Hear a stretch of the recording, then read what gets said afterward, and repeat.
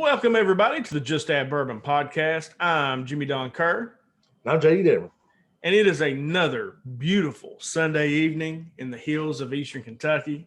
It's always good to jump back on J.D. on a Sunday and talk about our weeks and talk about everything that's gone on. Oh, hold on. Oh, no. What is it? No, it's when I start this, when I start the YouTube live, for whatever reason, if I don't go over, and it must open up somewhere on YouTube, like on my computer, and I start hearing it, what we're saying. So, so I had to go over there and pause it so it doesn't mess with me. So, what's going on? So technical difficulties as always. That's what we do, man. I would expect nothing less from us. So let's talk a little bit. I mean, did you have a good week, JD? I mean, everything go good this week, working hard every day? Man, I had a good week, but man, I'm here as a one-legged man in the ass-kicking contest. I feel you, dude. I'm covered up, which is good in a way, in bad in other ways. I'm picking up some extra jobs on the side, trying to make a little extra money. You got, football's in full swing. I'm excited about that. Man, I'll tell you, like, we're going to be better than I thought we were going to be. Well, I was talking to somebody the other day, and, I was asking about, the football team, and he said, they're the strongest team I've ever seen. He said, they're just really strong. But all he said, but they're a little slow, not a ton of speed, all that. Well, then I saw this person the other day and they said, dude, the speed showed up. Yeah. The speed showed up. he said the speed showed up. He said, it's going to be a pretty good team. So yeah. I'm pumped up, dude. I'm excited for when we kick off, September 11th. Yes, sir. At Phelps. So I may slide down on my way home from the office and stop in and watch that game. If I can park by a fence somewhere, we'll see or if JD can get me on, moving the chains, get me on. We'll get you in. put me to work. I'm pumped up though. I'm actually really pumped up though. For people who don't know, our football field is actually kind of cool for this. I mean, we have a really nice field, but there's a fence line that goes the whole length of the football field. And you can actually park on the side of the road right there. I think that could be fun. If fans can't come in, I'll back my pickup truck up there, drop the tailgate, maybe cook a little something, grill a little bit, watch the game, sit in a chair. I'm come out there with you, bro. What are you talking about? Daddy's like, hey, can I get in with you? You coming on the field. So let's do. I had a pretty good week too, JD. I'm like you, man. I got a lot going on right now. And I texted JD earlier and I said, hey, is there anything you want to talk about today? Anything you want to go over? And he gave me a couple ideas and he said, anything you want to go over? And I said, dude, I just want to take a nap. And so I proceeded to do so. And I slept for about 3 hours. But no, better or worse? I feel better, 10 times better, man. I needed the rest. Yeah, I absolutely needed it. So let's do a little housekeeping as everybody knows. Well, I got a little breaking news. Uh-oh. Jagger Burton, who is one of the top prospects in the state of Kentucky, just committed to the University of Kentucky. Just showed up on my phone, dude. Stoops and those guys are football players. Stoops and those guys are killing it, dude. He plays at Frederick Douglass. Like he was down to Oregon, Alabama, Ohio State, and Kentucky. That blows my mind, man. It really does.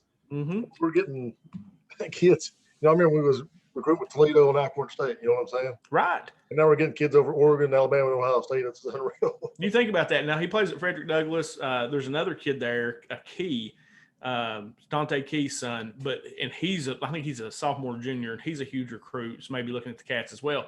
But that's one thing, not to get into a bunch of football talk early, but that's one thing that Stoops and them have done is, man, their recruiting is off the hook, man. We are going. I mean, like we talked last week. We could go 5-5 this year and have one of the best seasons we've ever had.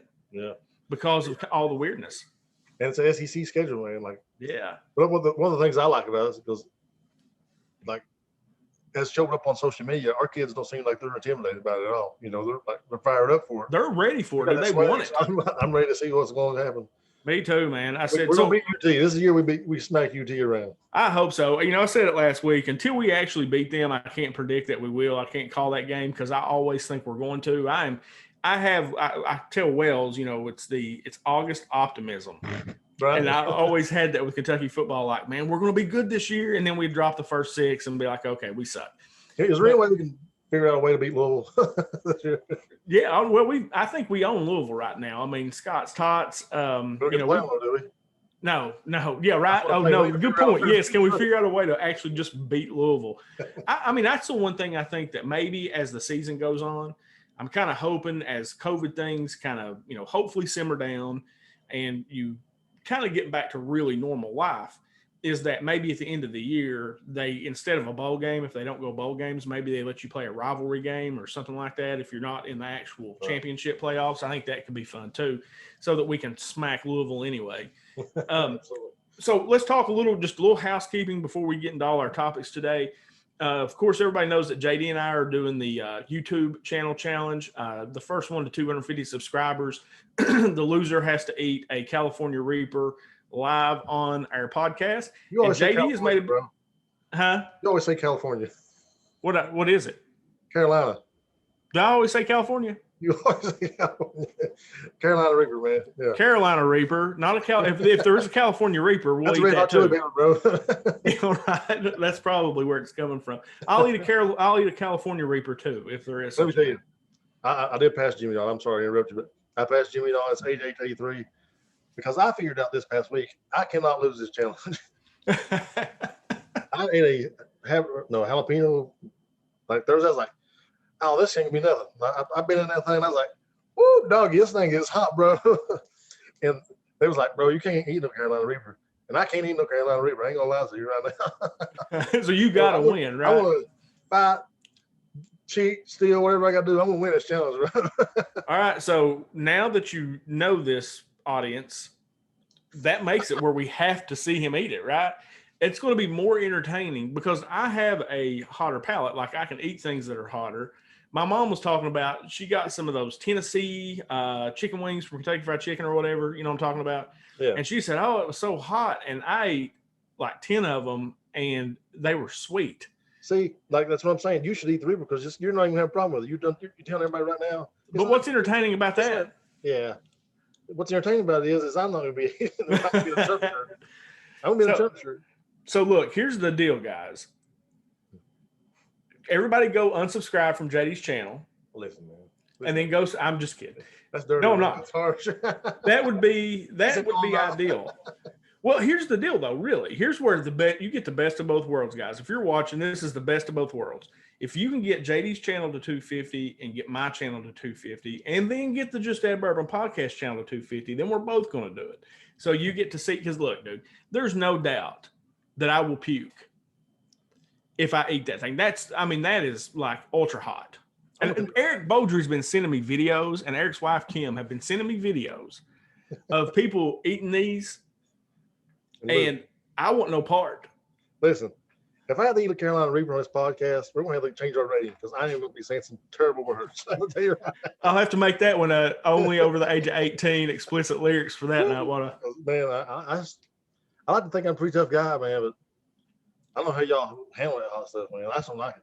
No, now I do like hot food. Like truly, I like hot food. But a Carolina Reaper is a whole other level. Yeah. Did I say Carolina that time? Yes, you did. When I've improved on the podcast. Yeah. So I want to talk about our Facebook Live series, The Other Side of the Glass, real quick. The other night we had on Keith Syers from season 7 of Alone on the History Channel. And JD, we need to give a little behind baseball here, or, a little behind the scenes of what was going on. So at 15 minutes till, I always send the link for the Zoom about 15 minutes till. So me and JD are on, and Brad comes on, or no, me and Brad were on, and then JD comes on, and JD is cackling, laughing. I'm not talking about a little bit of laugh. I'm talking about a belly laugh.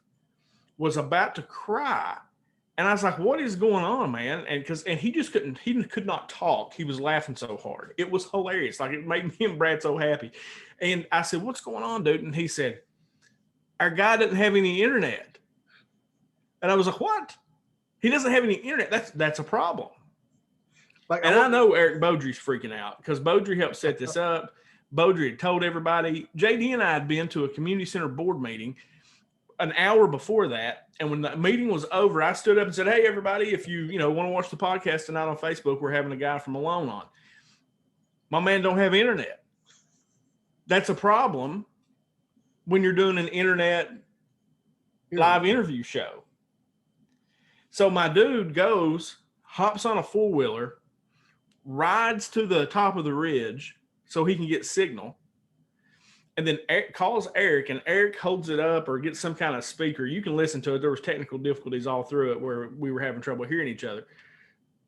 And that's how we did the interview. And JD, it couldn't have been any better. No, I agree. For us, could not have been any better. Right. Like, so one of the things I was like, man, let's just try it. Let's just try to send him the link and see if he can make it work. You know, check his email and see what it does. He goes, bro, I ain't got running water. And I was like, what? How are you doing Facebook? Like, how do you do anything? I guess he said a satellite. I don't know. Well, obviously, he has like, I think he may live around here on Route 3 or something. I don't know. But anyway, he didn't have any internet. And so we had everybody pumped up for this interview. And I've been telling everybody about it all week. And everybody's like, oh, yeah, I watch that show. I'm going to check it out. And then this cat tells us 15 minutes before the show, he goes, I don't have any internet, right? I was like, what? The reason I was laughing, though, was because I was like, I can't think of anything more fitting for us. Oh, no. Our track record is this. If you want me and JD to show up on a Sunday, everything will work perfectly. We will go in, it'll go live, everything works. You let us get somebody big, like really a big guest, and we are guaranteed to have some kind of technical difficulty. 100%. We got Charles Booker, the dude that almost beat Amy McGrath to run against Mitch McConnell in the Senate race. JD gets him on our show, and I can't get the Zoom to work. Like, it will not go live. And it turns out I hadn't paid the bill. I thought I set it up for automatic payment, and it didn't pay the bill. So it wouldn't work. And now I'm paying the bill twice. Like, I still haven't fixed that. I'm serious. I pay $30 a month for Zoom for us to do this when I should only be paying $15. Right. Because I haven't taken the time to go and actually try to fix it yet. So I get charged twice a month for Zoom because of that. Right. Then we get Josiah Zahner, who's this big biohacker who's had a Netflix show, who is known around the world for what he does. And we can't get it to go live on Facebook. I can go live, but I can't get Facebook to work. So we have to go to YouTube. Still don't know what happened. I still don't know what happened. I think it was the internet connection for some reason, or there was some glitch with Facebook. I don't know. But it would not go live. And then 15 minutes before, we have a guy on that is on a known show. Yeah. From Kentucky, Alone, season 7, just finished up, just wrapped up. My man don't have internet. And I swear to God, if I could have recorded JD laughing, I would make that a GIF and everybody would use it because it was the funniest thing. And me and Brad didn't even know what was going on. JD was killing himself. I couldn't even tell you because it was just so funny. Like, I don't know how to come in and say this guy. It was crazy because we were all fired up. Like, I even sat down and binge watched the whole season, over the weekend. Like, I was ready to go, man. And it actually ended up. I don't listen to a lot of our podcasts. I used to in the early days because I was trying to figure out the sound, right? Trying to make the sound better, trying to figure out what was happening. So I listened to probably the first 20, 25 religiously. Every Monday morning, I would go listen to it. Now, I don't really do that anymore. I'm here. I'm talking it. Right. I don't necessarily need to. I don't like hearing myself talk necessarily. I was going to say, plus I want to shoot myself in the face when I hear my own voice. Yeah. So, but I went back and listened to that one because I wanted to see how it sounded. And it actually came off really good. All four of us asked really good questions, and he was great. I mean, his answers were phenomenal. The only thing I didn't like about the interview is I told a joke and you was the only person that laughed, and that kind of hurt my feelings a little bit. Well, look, I thought it was actually a pretty good joke. I was probably the only person that was truly listening because he came back in out at the time. Yeah, he came back in right at the end, but it was funny. I don't know. I thought that one was funny. So, yes. Do you want to tell it now for the audience if they missed that? Do you want to go ahead and tell it again? Well, sure. Might as well. Yeah, might as well. This is not that great of a joke, but I think it's funny. I thought it was funny. So it goes, I had a girl message me last week, and she told me she's going to come over to the house, over to the old barrel over here, and Jimmy knows what I call it off there, and say she was like, so I'm gonna make a home video. I was like, oh yeah, I can do that. I'm down for some home video. I'll do a little amateur work. She's like, yeah. So what are you the best at? And I was like, napping. There was no doubt. That's funny. To me, that's funny. Maybe because it hits really close to home. That's what I'm good at. I just woke up from a 3-hour. I'm really good at napping, girl. What do you want me to do? You know what I do? I'm 41.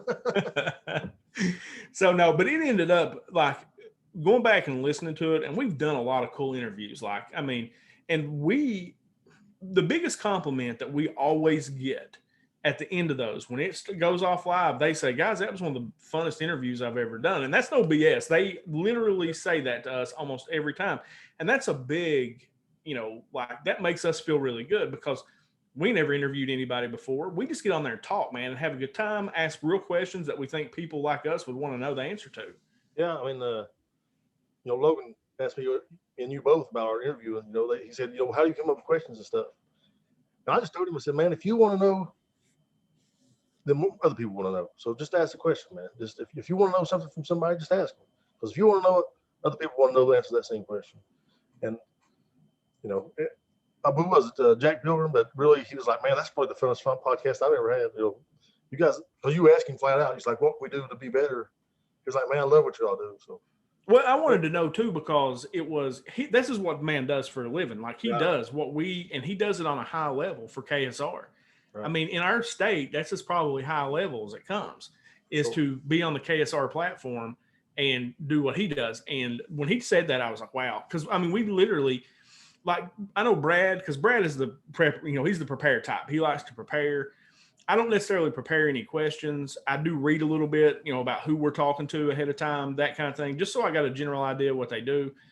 And then I'll have the generic question in the beginning where it's like, okay, where are you from? And, tell us about yourself, that. And then really from there, and I think for you, you're probably more like me. Yeah. We just start talking and it usually ends up being an hour, and it usually ends up being a lot of fun because I don't know, it's just more of a conversation than it is anything. Because, well, I noticed one thing. I did prep for the Vince Palomera interview, and he talked the whole time. And so I didn't get so I was like, come on. Yeah, Vince wasn't shy about talking. I give Vince. Yeah, he was great, but he was not shy. Yeah. No, it was a good time.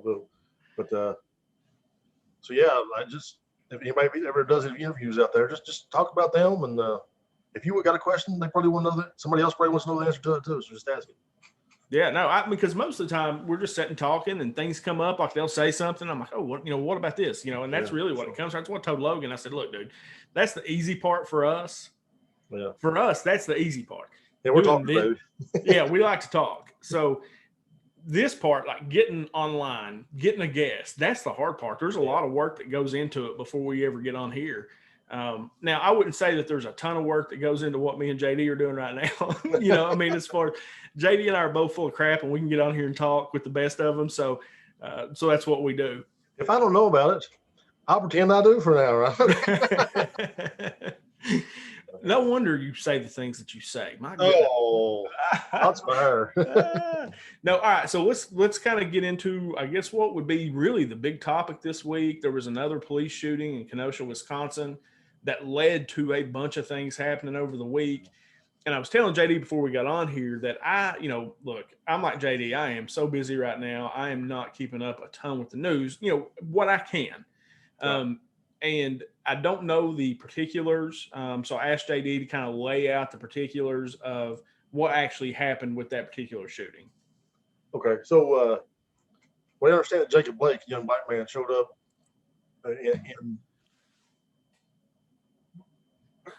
his ex-girlfriend had a warrant against him, but he showed up, in spite of having the warrant against him, he shows up at her house or whatever.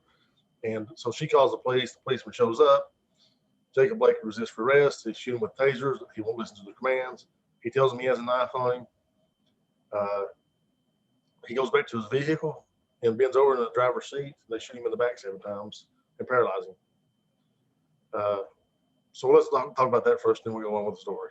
Okay. So, I'm really torn on this one. I'm not for cops shooting people in the back, but I also understand what the fog of war is. Things happen so fast and the consequences are so deadly I understand how mistakes like that are made. Now, if everybody wants to paint all the cops as bad cops, and that's not true, even good cops make mistakes. After this incident was over with, they found out the knife was the only weapon he had, and he wasn't, immediately going to harm the officer. Obviously, he shot him in the back. But I feel like he may have told that officer he had a knife, and he may not have been threatening him at the time. But what did that man have in the car that he didn't tell the officer about? Or can the officer believe everything that man's telling him? How many people does that officer come in contact with every day who lie to him about what they have, what they don't have? So you don't want to give up that tactical position if you're the officer. If the guy's got his back turned, he's down in his vehicle reaching for something, because man, he can turn around and shoot you, and that's it for you. And there's no more. You can't go home to your family, you can't go home to your kids. So without being in a situation, I want to side with the officer on this one. And that was kind of the thing that came to my mind first is obviously it's hot right now because of the George Floyd death and what happened there. And, you've got these movements going on all across our country with Black Lives Matters. You've got riots happening. You've got all these, different things going on. But JD, I gotta be honest with you, that was kind of my first thought was, all right, so what I always try to do is put myself in the situation. If I'm in this situation, what would I do? And if me being a white man, if I'm out somewhere and I've got a record and there's a warrant against me, but I show up and it's a dispute and I'm being violent, and then I tell the cops I got a knife and I tell them all these things, if I duck towards my car to grab something, then I'm doing so with the thought that I'm probably going to get shot. Yeah, I mean, and that's the thing, man. There is something to be said about not resisting arrest, following the commands of the officer. And if that is done, then maybe this doesn't happen. Okay. And like I said, I'm not trying to take away from like the George Floyd deal. What happened there was awful. That, was criminal.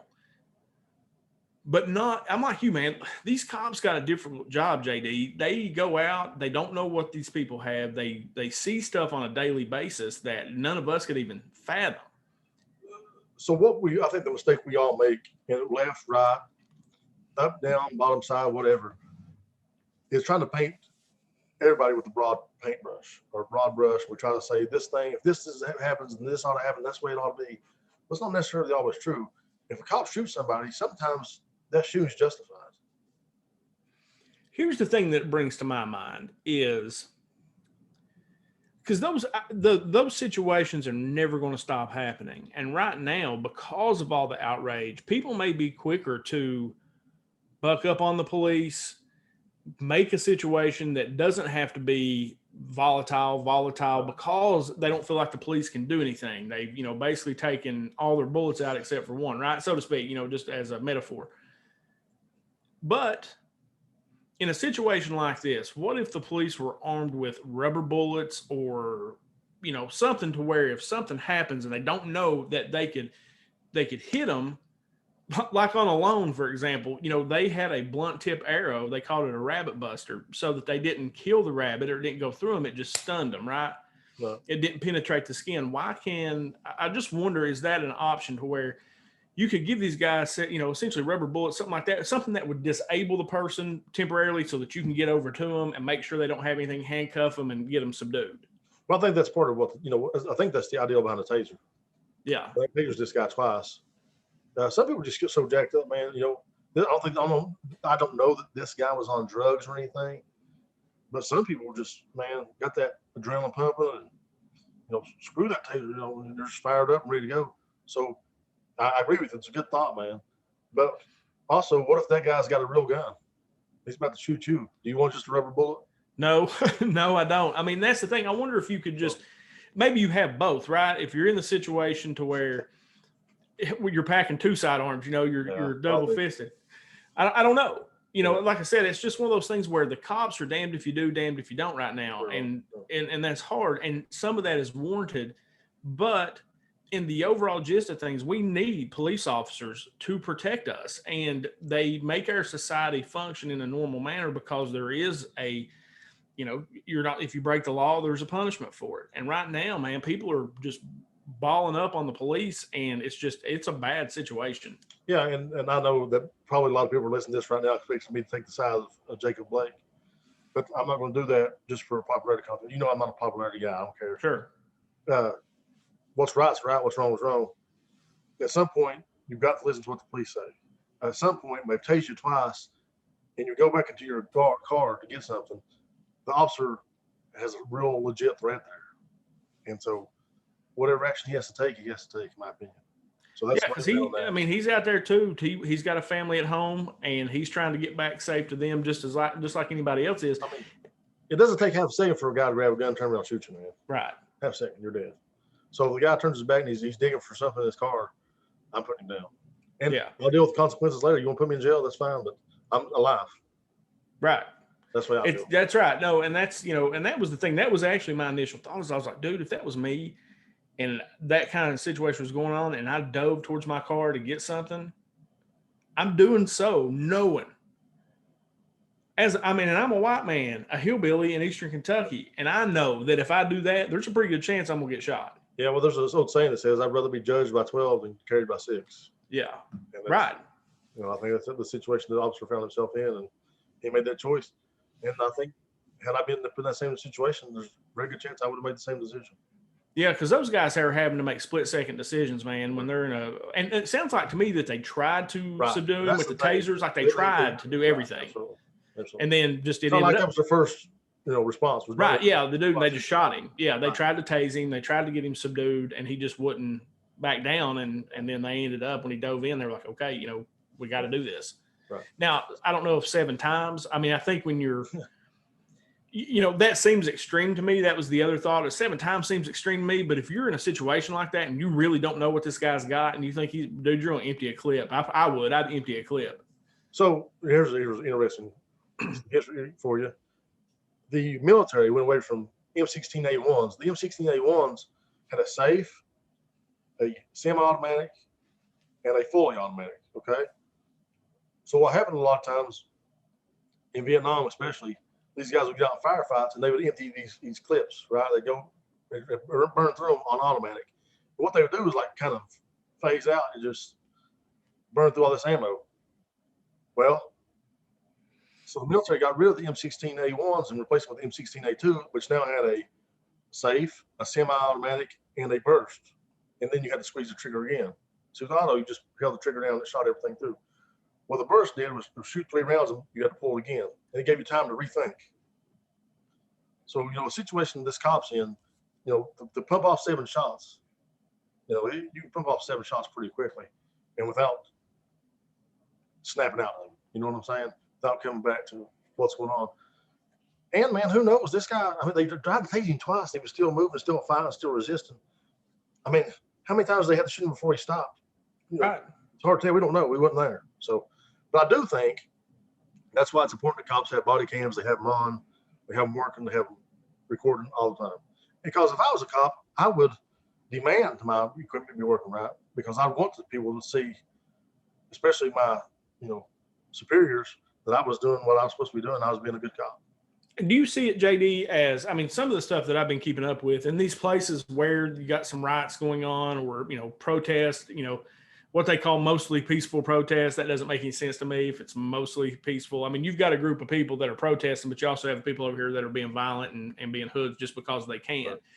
But, yeah, exactly. So it's, so that's what no, you're right. No, you're absolutely right. So do you see, because right now they're having a lot of trouble, in places like California and Washington and places like that, where the cops just aren't coming to work, dude. Like they're leaving, they're transferring out, going to other places because they don't feel like they have the backing that they need from the administrations in those particular cities. Do you see that the same way? Do you see that happening? And do you feel like the support for the police should be greater? I think we both agree that more training and maybe rethinking how you do things, and as far as de-escalating things, do you think that is happening in some of these places?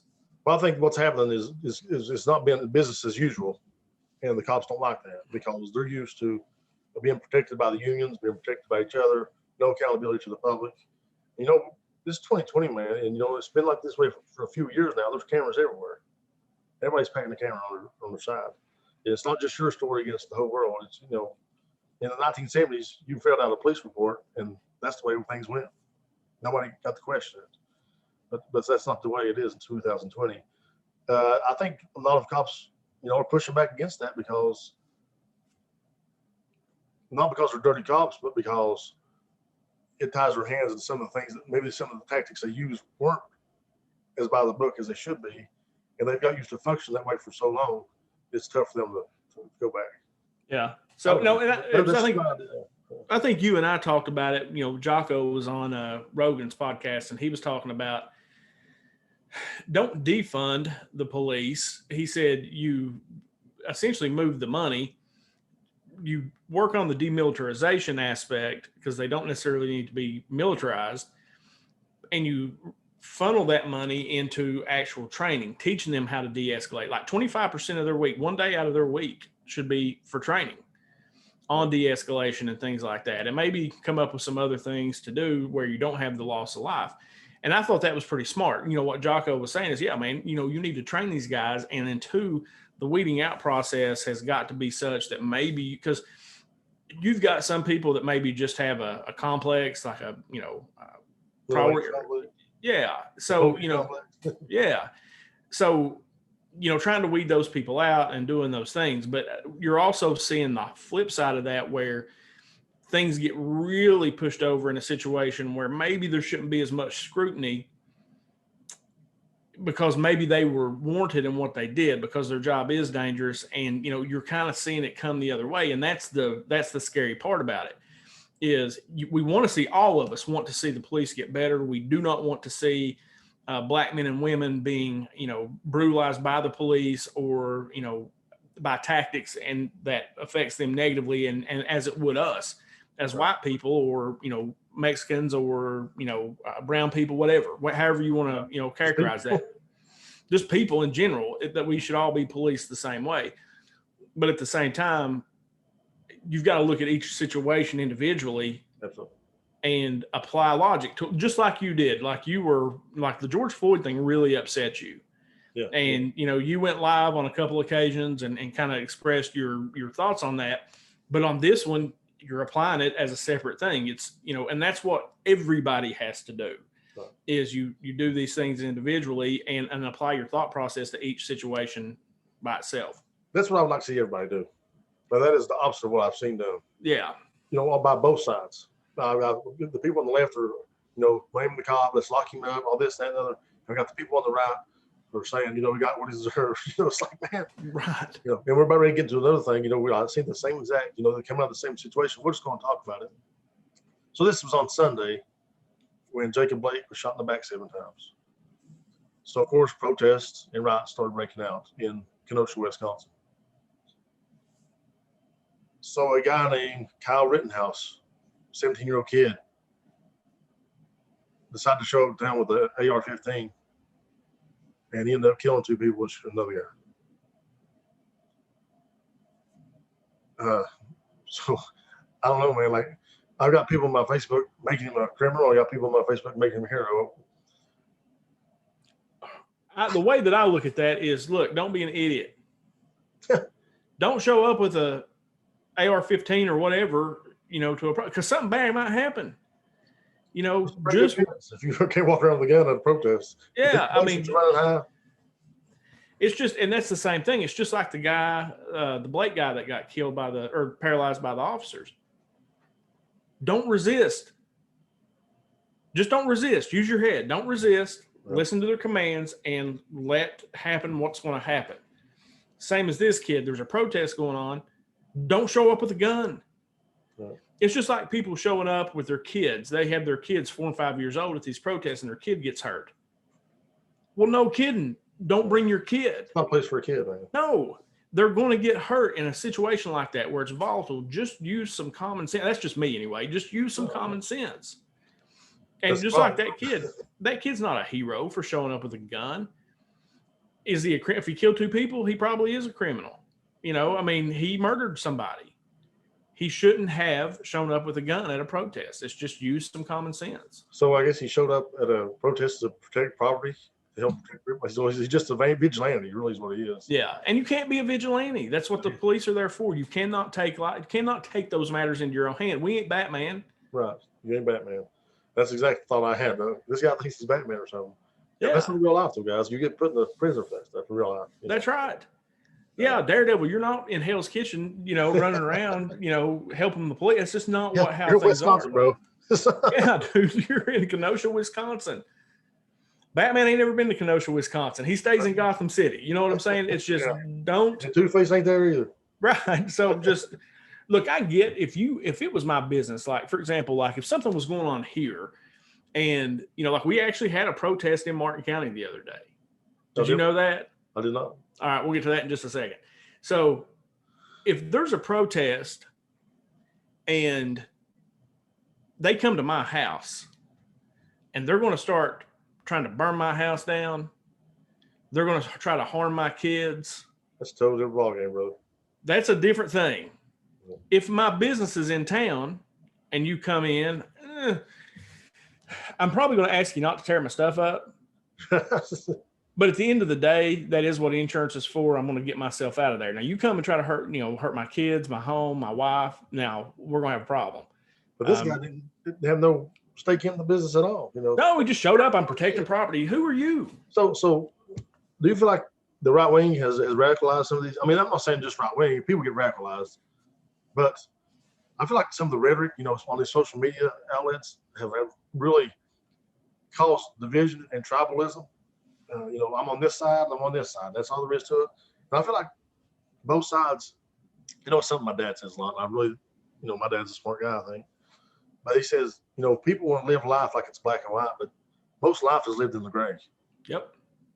But I feel like people get on social media and they think they want to, these black and white issues, or take this black and white stand on these issues, when the truth of the matter is probably in the gray. That's why I always call myself an independent, but I feel like it's dangerous times, man. It really is. No, they are. You have people on the right that are radicalized. You have people on the left that are radicalized. Absolutely. It is on both sides. The people, and those are the dangerous people, is the ones who are radical, thinking they're doing something good when really they're not. I mean, and I think social media is a big part of it, because on there you can get on and say the most crazy stuff in the world. No accountability. And you have no accountability. So if me and JD are having an argument on here, I might say something to JD on here that I wouldn't say to JD's face.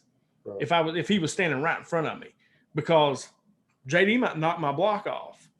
No. And I wouldn't do that. I got too much respect for JD, but it's easy to get on social media and say whatever you want without any repercussions. And keyboard warriors. And there's a lot of them. For sure. And it has created this. And what ends up happening, and I think me and you and Brad have talked about this, is what ends up happening is you end up hearing the voice that you want to hear, right? So if you believe in the Republican platform, you can go into a place where that's all you hear. Yeah. If you believe the left or the Democrat platform, you can go in there and hear all that you want to hear. And it has caused this divide. There's no in the gray area. That's a great saying. There is no gray area where there's actual conversation going on, because you can go into these Twitter feeds and into these Facebook messages, and you can read some of yours when you'll post something kind of controversial, and then you're like, holy crap, I will say this: a lot of yours more end up being conversations about something, and you can actually get something from it if you read it. But there's a lot of stuff. I'll go on Twitter and look at the mentions, or go down and read the comments, and dude, it's just baloney. Yeah. It's just all BS, and people are really brave when they're sitting behind that keyboard. Oh yeah, yeah. It's crazy. So I've had people say stuff to me on Facebook, and I'll see them out and just turn. Yeah. Well, last week on Facebook, what's the problem? Yeah, what's up? No, and that's what I'm saying. If you're me and you were sitting in, like, the only time JD and I actually got into it, we had to cut it out the show because we literally actually got into it. It was the only time it's ever happened.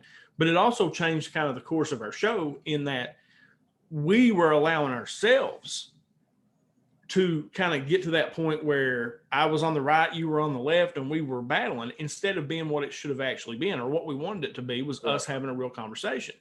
But we got into it. JD and I calmed down. We hugged it out, and I left. And then I never thought about it again. Yeah. But a lot of people can't do that. Right. That's true. That's true. And when you're getting on social media and doing that, dude, you're not worried about that. I'm sitting there across from JD, and me and JD are about to bow up on each other, and then cooler heads prevail, and we're like, okay, that's not what we want to do. We finished the show. We're done. We talked it out, and we were good and have been better since. Yeah. I think what happens on social media, though, is you get to say those things to that person, and you go a long period of time and don't see that person, so you let those feelings just sit there. Right. You know what I'm saying? Or you just keep on talking trash about that person or that subject, whatever. And they say you debate in the echo chamber. You're talking about being around views that just line up with yours. And I just don't think that's healthy for anybody, man. I don't either. Debate in the echo chamber. Debate somebody, read a book that, doesn't conform to your beliefs. Debate with somebody who doesn't believe the way you believe. I think it's been great for me to have to do this show with you and Brad, because it really challenges what I believe. Me too. I was getting ready to say the same exact thing. It's almost like JD and I were seeking each other out and Brad for that matter, to just have a discussion about what we think and hear a smart opinion about the opposite of what we think. Like, why do you think that way? Like, where does that come from? And I've learned a lot about JD just talking to him about where some of these things come from and why he thinks. And I wouldn't say that it's changed my mind, but it's definitely made me think about it. Right. Why do I think like this? I'm still right. Right. So let's talk about a couple things, JD, that kind of spawned from that. Yeah. And it's almost the opposite reaction for me than it was with this actual shooting. So you had the NBA, the Milwaukee Bucks, because it happened in Wisconsin, that's where Milwaukee is, refused to play in the NBA playoffs. They just refused. We're not playing. And that sparked basically a 2 or 3 day delay in the games in the NBA. And then also sparked some professional baseball teams as well as some colleges to walk out on different things as well. And this is, again, one of those things where so the NBA guys decided they wanted to protest and not play. Sure. Okay. Well, you would have thought that they were trying to bring back Hitler and were like, it was one of those things. Somebody was like, well, I can't believe they would do that. I'll never watch the NBA again. And I'm like, okay. And here's the question I asked is, okay, so the playoffs didn't happen that night. How did that really affect your day? Did it affect it at all? I wanted to watch ball. I've watched almost every game. I love the NBA. I love watching basketball, and I love sports. And I was like, oh, that sucks, Somebody told me about it, and I was like, what? I didn't know this in the playoffs. Well, no, I mean, I knew it happened because I'd come home that night. I was going to watch the game. I was going to watch the Bucks game. And I was like, well, that sucks. I don't have anything to watch, so I found something else to watch. It didn't change my day. It didn't make me angry. It didn't. And that's what I'm saying. And it's people will get on there and bash these guys. And where I saw it the worst was the Kentucky football team. Cool. Yeah. Were having conversations, and they decided with their coach that they did not want to practice. They were going to go to practice and walk out together. And people in this state lost their mind. Okay, so you want to know why, in my opinion, that happened? It's not about the protest, man. It's about what they're protesting, because people don't believe in what they're protesting.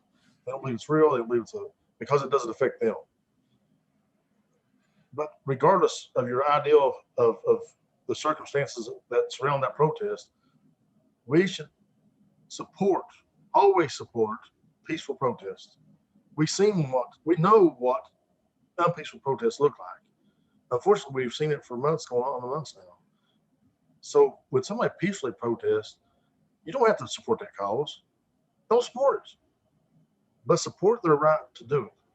And I think that's not too much to ask, man. Me either. And I agree with you 100%. Like the Kentucky guys walking out, because of course that hits closer to home for us, because I am jacked about football season. We did half a segment on a show last week about just the schedule, right? So yeah. I am fired up for it. But the fact that the guys miss practice, and I don't know that, like I said, I told JD, I said before we started, I'm trying to improve myself in this area, and I'm trying to get more educated in this area. And I sent this to JD, or I told JD to listen to this before the show today, but I recommend that everybody go to iTunes or wherever you can get a podcast and get the first hour of Friday's show at Kentucky Sports Radio. And they had Mark Stoops come on, and it was the day after this protest happened where they walked out, but they had already had him scheduled to come on and talk about the football season. And Stoops gets on there, and man, that was one of the most powerful things I've ever heard. And I recommend everybody go listen to it. It's about halfway through, about 10:30, I think, in the show is when he comes on. And they were supposed to talk about football, and they didn't talk about football at all. As a matter of fact, they had to bring him back on after the 11 o'clock hour to discuss the football team. Yeah, which was awesome too, by the way. Go check that out too. But I did. As it pertains to our conversation here now, it was one of the most powerful things I've ever heard. And it was one of those things when I heard him say it, once again, made me think, all right, man, there's something in the black community that is going on that makes them feel like, I mean, the story that he tells is there's a kid that was on the team that got hurt, was drifting away, didn't have any family. Not just football, just drifting away. He was just drifting away, school, everything. He was just drifting away, and Stoops decided, I'm not letting that happen. I'm just not letting that happen. He told his wife, and it sounds like almost adopted this child or almost adopted this kid. Yeah. And he was one night, he was telling him, hey, go over and get your girlfriend's car. And he was like, Coach, I can't go in this neighborhood at 10 o'clock at night and get her car. Are you crazy? And I thought, well, that's silly. You know, why couldn't he just walk across the street and get her car? What would happen? He said, somebody call the police. And then his girlfriend is apparently white, and she's been disowned by her family because she's dating a black man. Yeah. Doesn't make any sense. And you listen to Stoops talk about that, and I told JD, this ain't got nothing. It's powerful, dude. And it has nothing to do with the football. I'm so glad that man's our coach. Absolutely.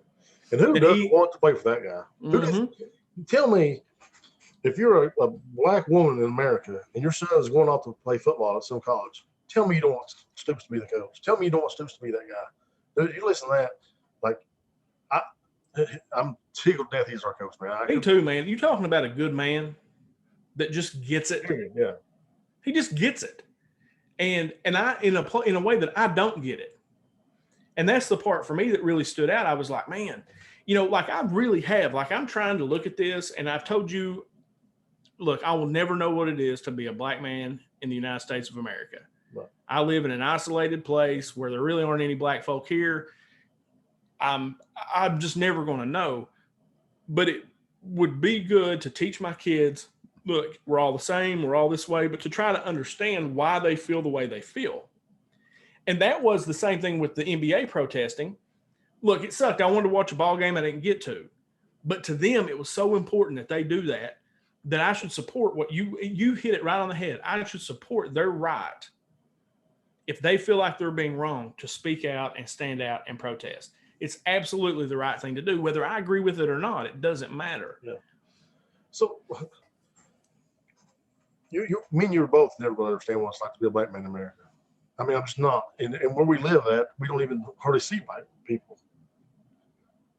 But that doesn't mean I can't be empathetic and understand, you know what, maybe I don't understand it all. But obviously there's something going on, because you think they want to be out there protesting and rioting? Because I don't think they do. I think they'd rather be, you know, taking care of their jobs, take care of their mothers, take care of, you know, the business as usual.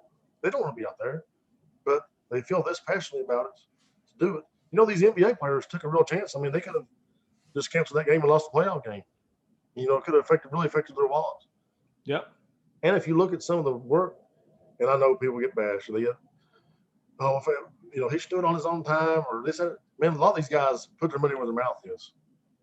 I mean, they donate a lot of money to causes like this, you know, to make sure to help give other young black men opportunities they wouldn't have had otherwise. So just because it doesn't affect me doesn't mean I can't be empathetic toward them and recognize that there's something going on, you know. Yeah, and when I listened to Stoops the other day, like I said, I kind of go back and forth. Honestly, it's the yo-yo effect when you don't understand something when you truly just don't understand because you've never lived it. And most people's opinions are based on their experiences and the things that they've dealt with in their lives. And Right. like, they don't know what it is to be in Eastern Kentucky and what it is, JD, to have to grow up here. Sure. They don't understand that either. And it's a different plight for us than it is for black people living in the inner city. It's a completely different plight, but we got a lot in common when it comes right down to it. And to try to help, and trying to help understand each other. I like empathy. I like that word. It's just to have some empathy for your fellow man. You don't have to, if you don't agree, okay, you don't agree. That's okay. If you truly want to know, ask the questions and try to find out for yourself. You're not necessarily going to change your mind, but if you do, great. And if you don't, okay, it's okay. We don't have to hate each other. Yeah, that's the thing about it. We don't have to turn these people into villains because they walked out of a ball game. We don't have, but they're not villains because they walked out of a ball game. Because they're standing up for something they feel strongly about. Doesn't make just because you don't feel strongly about it, then just because it doesn't affect you in your world doesn't mean it doesn't affect people in their world. So we don't have to villainize them. We don't have to turn them into villains because they're making a stand. Because they I like that. It's well said. It.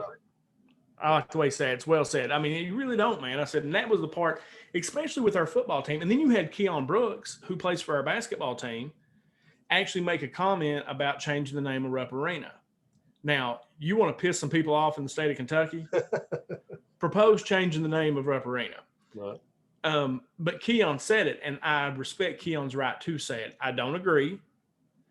And I think he needs to look into who Rupp was. And there was some controversial stuff with Rupp, but it's not the Texas Wesleyan movie. It's not that movie. That wasn't necessarily who Rupp was. Rupp was the first player to bring a black man into the SEC. Rupp was a complicated guy. Is that true? I didn't know that. Yeah, that's true. He was the first one to do it. He went down and got his ass kicked in the NCAA tournament by Texas Wesleyan or whoever it was, the team in that movie Glory Road.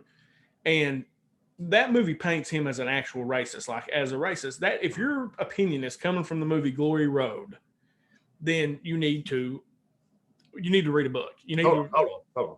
Yeah. If your opinion about anything is coming from a movie, yeah. Read a book. Read a book. I mean, and I'm not trying to be offensive, but seriously, read a book. I'm definitely trying to be offensive. JD's like, I am being offensive. Read a book, people. If you're making your morals and values and your insightful opinions on things that are represented in a movie, stop doing that. Don't be stupid. Quit being stupid and read a book. But and what Keon said was, maybe it's something that should be considered, and that's fine. Keon can have that opinion, right? He can have that opinion. I don't have a problem with that. It didn't affect my day when Keon Brooks said maybe we should change the name of Rupp Arena. But that's how he feels. And that doesn't mean you can't cheer for him when he runs out on the Rupp Arena and plays basketball. So what? It doesn't matter. It's just what the man thinks. I've got a lot of people. Of course, we live in the coal-mining community. Still coal-mining community. It's going to be for a long time. They won't watch the Leonardo DiCaprio movie because he's a green guy. It's like, how stupid. Like, do you think Leonardo DiCaprio gives a shit if you watch his movie or not? Yeah, he doesn't care. No, he don't care. He's a great actor. Watch the movie; it's probably pretty good.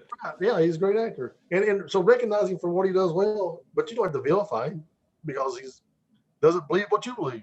And you don't have to listen to him because he's an actor. Right? Exactly. Because he's anything.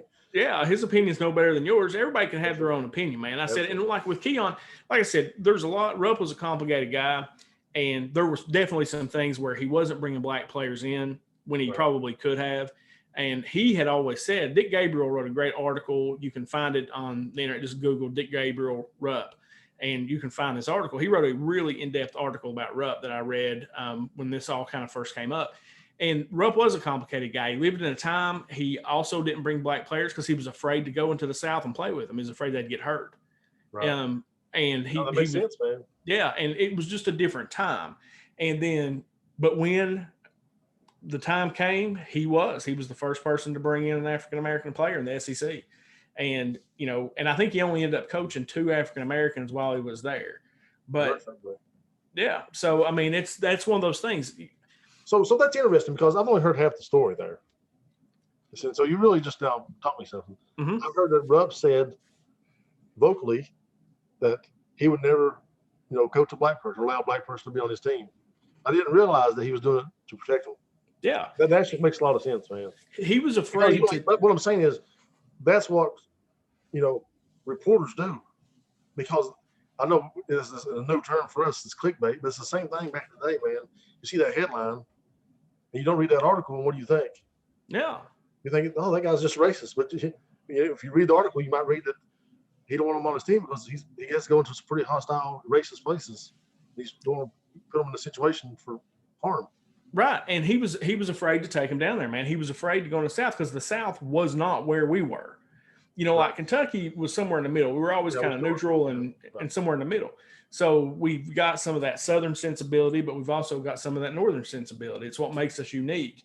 And that was the deal. But he ended up, when he went down and saw what they did and how they beat him, I think it was the next year, dude, he brought an African American player in. So I think this is funny because I want to apply this to us, because I know I've got this said to me a few times, and I'm sure you have. How can you sit and debate with JD? You're a big liberal. How'd you have a conversation? Oh, yeah. People tell me that all the time. Yeah, and I get this. I can't believe you even talk to those guys with those silly ideas they have. It's like, we're having a conversation. We're just talking. I don't need to be I am confident enough in what I believe and who I am that if I feel like you prove me wrong, I'm going to change that, man. Just like with I'm going to look at it on a issue by issue, and I'm going to make decisions based on the issue and what I think's right, my morals, my beliefs, and I don't need you to back them up. You don't need me to confirm what you believe. Nope. You don't need that. But it's great that we can have the conversation and move us forward, man. Because we got to have those conversations. Absolutely, man. And that's what the whole thing, when JD and I first started talking about doing this podcast, that was the idea. Is it literally, we would sit and debate about things at the softball field, and we would end up with people around us, wouldn't we, JD, where they were listening to what we were saying. And JD was like, we should just do a podcast and get on and talk about this stuff. And I was like, well, that's cool. All right, let's do that. And it has been one of the best decisions I've ever made in my life. There's nothing monetary at this point for us. And I will show up here every Sunday and every Thursday so that I can have this conversation with you, because I feel like I've gotten better because of it. Same, for sure. I've gotten better as a person. I've expanded my mind. I've read things that I wouldn't have read without JD saying, hey, go read this or check this out. JD's probably read some things that he wouldn't have read if, for me and Brad saying, hey, go read this. And it just expands your thinking. The perspective, man, is the thing. Yes. Even if I don't change my feelings on the ultimate conclusion, it has changed my perspective. And sometimes I looked at it like, oh, well, maybe I'm not, and I'm not so sure about this as I was, and I go back and check it out, so there's nothing wrong with doing that, man. And everybody should do that. All right, we're running out of time. Need to make an announcement for Thursday night. Pretty excited. Hit it. Huh? I said hit it. No, you go ahead. I don't even know what it is. Oh, the Thursday night is the money guy, right? Oh, yeah, I forgot. I didn't know we had confirmed. I thought, yeah, it's this weekend. It's Thursday. Oh, that's going to be fun. What's that guy's name? It's Brad. Somebody Brad brought to us, and it's going to be really interesting, though. If you, like, for me, when we talk about comic books, this is right in my lane. And Brad sent me some of the videos that this guy does, and it will change the way that you think about money and the way that you think about your personal finance. It is. I this guy. Well, it'll be interesting, dude, because you can ask him questions about, and these are things that I know, like Brad and I both, I wouldn't call us disciples of Dave Ramsey, but we believe in a lot of what Dave Ramsey says. Right. Okay. I was ignoring it. And so there's some things that Dave says I don't agree with. Look at that over there. But this guy is even a flip on Dave. It even flips that kind of on its head. So it's going to be incredibly interesting. So definitely tune in. And then Eric will be putting out some stuff through the week to kind of introduce our guests to you. And so that'll be fun. JD, I know we're short on time, but do you have the bracket? We had a bracket we were going to try to do. Do you want to do it or do you want to try to wait? Yeah, I mean, it's full on fun to me, man. Let's do it. All right. So my buddy Joey Rush actually made a bracket of dead celebrities, and he's doing a bracket. And I mentioned myself, I am definitely stealing this, and we're going to do it on the podcast. So we're just going to go through it in order that he's got it. So you can only bring back one of these people. Okay. Elvis or Kurt Cobain? For me, it'd be Kurt Cobain. Same. Yeah. Oh, speaking of that, dude, have you seen the new Batman trailer? Dude, Robert Pattinson looks bad, bro. You know that song that they're playing over the trailer? That's a Nirvana song. It's a cover of Nirvana song. Something's in the way. Oh, I didn't realize it. I didn't know. Oh yeah, dude, that's so sick. Like that trailer did everything that it was supposed to do. Like I am fired up. Pattinson looks great. He does. I did not expect him to look that good, man. No, dude, you're gonna get the Riddler. Yeah.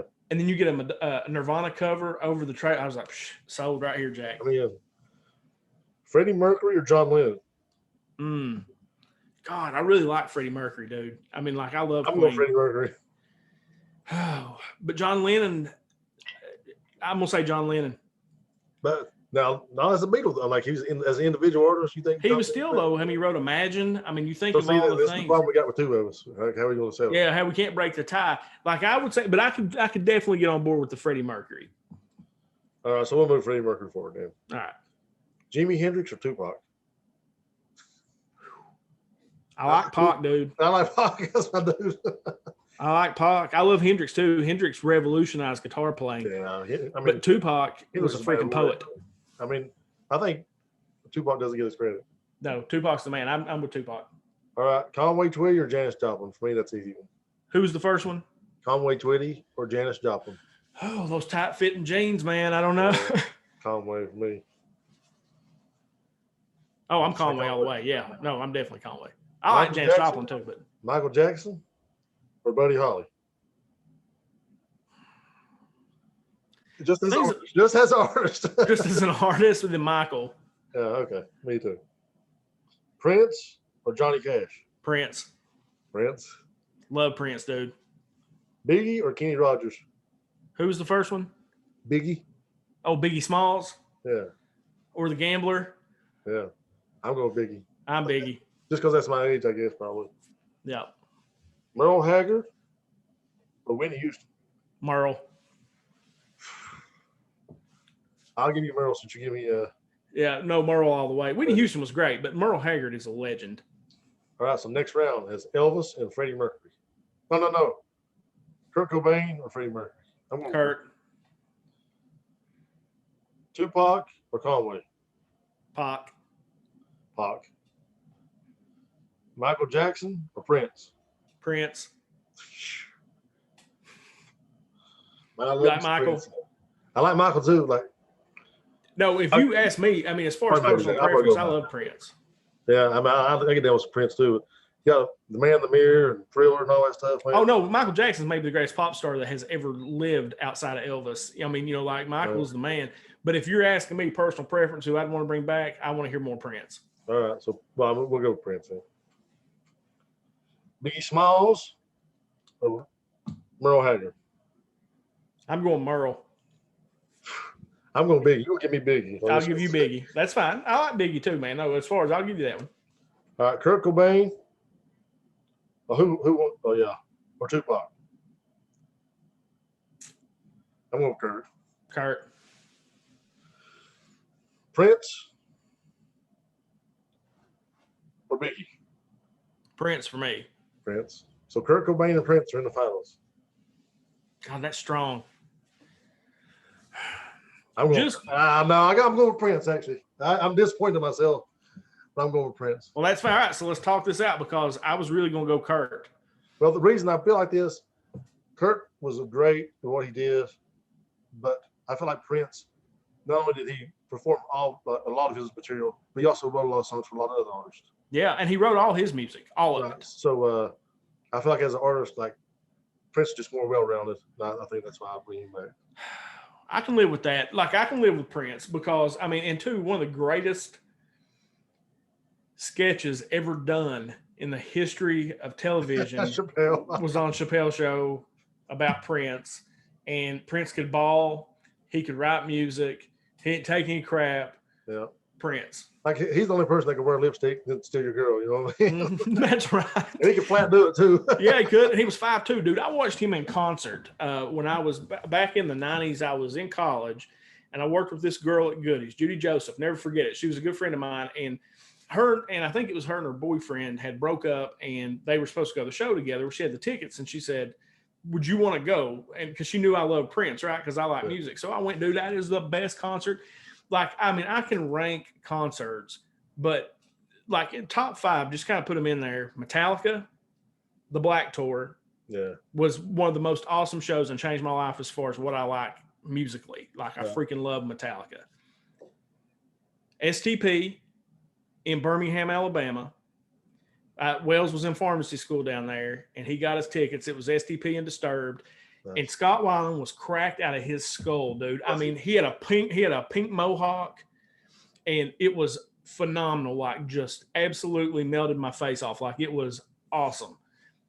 Prince in Rupp Arena in Lexington, one of the best shows I've ever seen as far as just having an absolutely great time.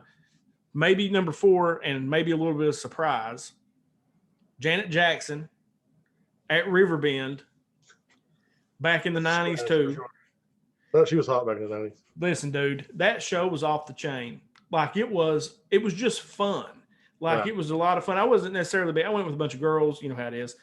I was, drinking the cold beer, but it was fun. Like, I had a great time at that show. Right. And then probably the other, as far as like just love show, was Tool. I watched Tool in Huntington. I snuck on the floor. I had tickets up on the sides and snuck into the floor with me and Irv Crisp and snuck onto the floor and watched Tool. And Maynard James never stepped out from behind a white sheet.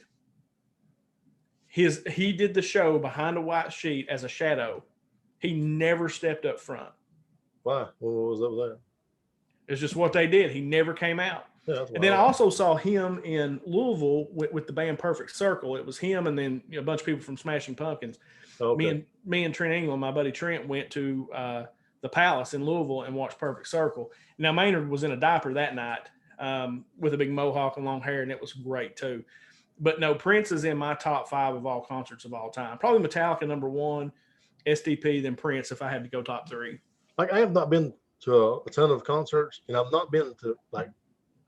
So I'm gonna tell you my favorite people I've seen live. And this is gonna surprise you, but man, they just wailed, and I loved every minute of it. And they was at Toyota. They had like perfect attendance. They do a concert every year, and they brought in like some really good people. They brought in Hart.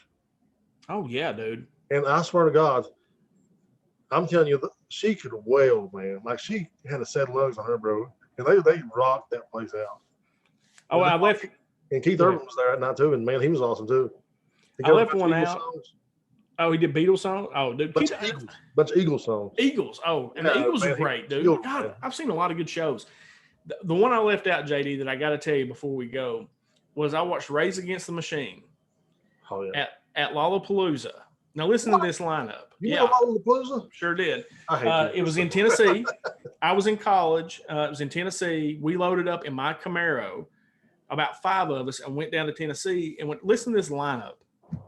Metallica headlined. Soundgarden played before them. Rage played before them. We saw the Ramones. We saw Rancid, the Screaming Trees. I mean, dude, you're talking about a day, but here's the thing. We were just kind of getting into Rage, right? And we had worked our way up to almost the front of the stage because we were there to see Metallica and Soundgarden.